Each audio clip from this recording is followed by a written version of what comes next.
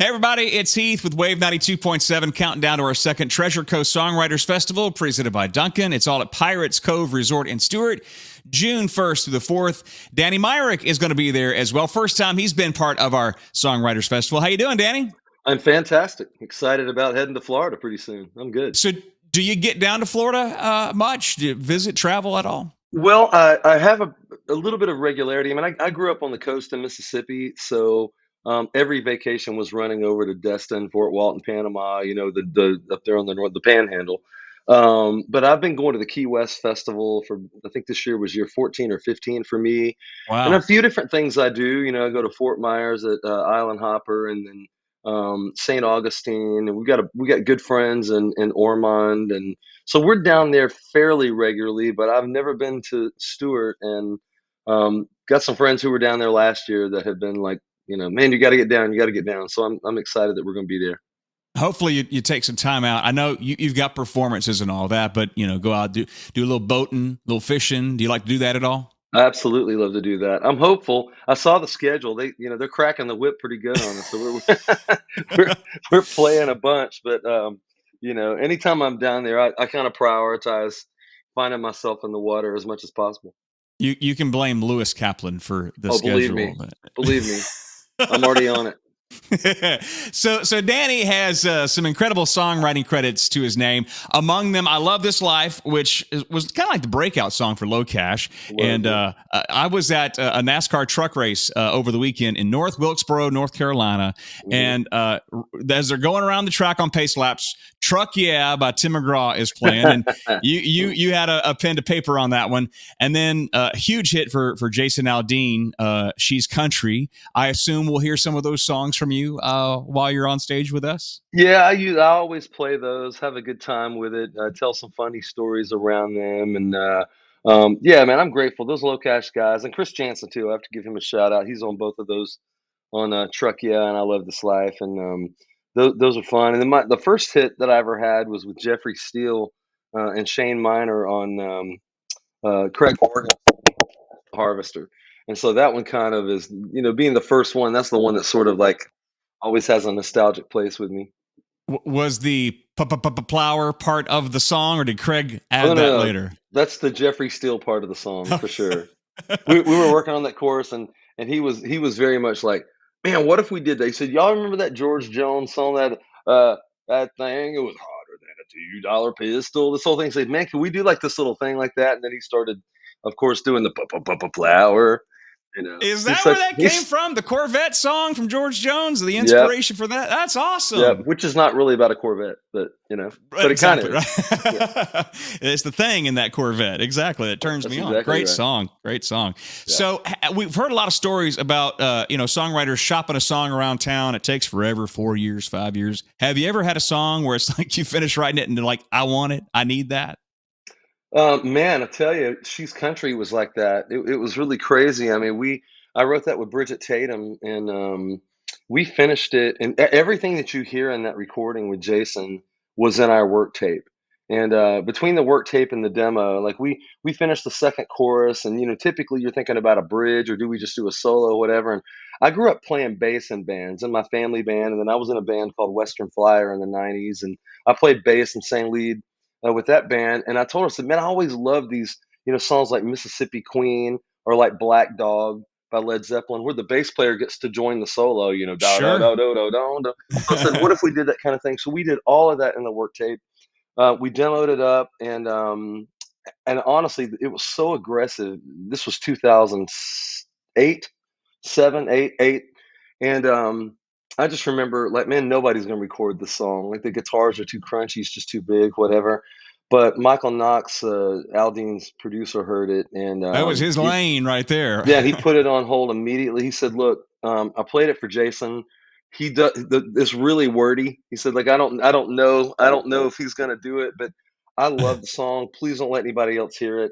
And he called me like 3 weeks later and said, "Man, okay." He told me he's driving around his truck. He's singing along with it. He's trying to get on board with the wordy lyrics. And the next thing I know is like, yeah, he went straight in and recorded it, and it became his first single off that record. Gosh. That was that his second album? I But that was the mean, second album. A lot of yeah, people, a lot of people, they think Jason Aldean, and they think about all the hits, understandably. But when he put out "She's Country," he had one number one song, and that was right. "Why." Big Yeah. ballad off that first record. Actually, this was the third record. The second record was Johnny Cash and all that stuff. And so Hicktown and all, this is the yeah. first single off of I think it's called "Wide Open," third Okay. record, Yeah. and it's a And then great career. album. Yeah. Yeah, he told and you he got to told hand us it at that. the he told us at the number one party. He said, "Man, when this song came out, I was playing, 1,400 to 2,000 person rooms, and 90 days later, we're booking arenas." So, really, really great timing with him. And that, I mean, how does it feel as a songwriter? I mean, obviously you had your stage time. Western Flyer, great songs. I remember playing those like 93, 4, somewhere around in Yeah, way there. back. I And was but you 12, by the way.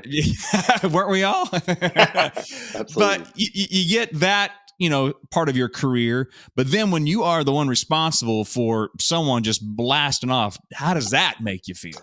I mean, I have to. First of all, it feels amazing, and incredibly fulfilling and satisfying, especially as I look back on my band. We had a little bit of success and had a lot of fun, and I met a ton of people in the business, which has sustained me to this point. But we didn't ever have that breakout, that really, monster number one song.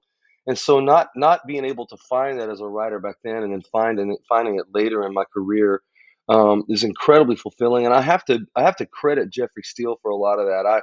I wrote at his publishing company during that time, and he's the one guy, after I'd been out of the business for a minute after Western Flyer, he really believed in me. We met on the road when he was a boy howdy, and he was kind of a champion for me. And even when we weren't writing, I was going in the publishing company every morning and grabbing coffee, and we'd meet in the kitchen, and I would have conversations like, "Man, what's the difference in a song that becomes track number 8 and a song that becomes the lead single? Like, you have these monumental, like, what is the thing?"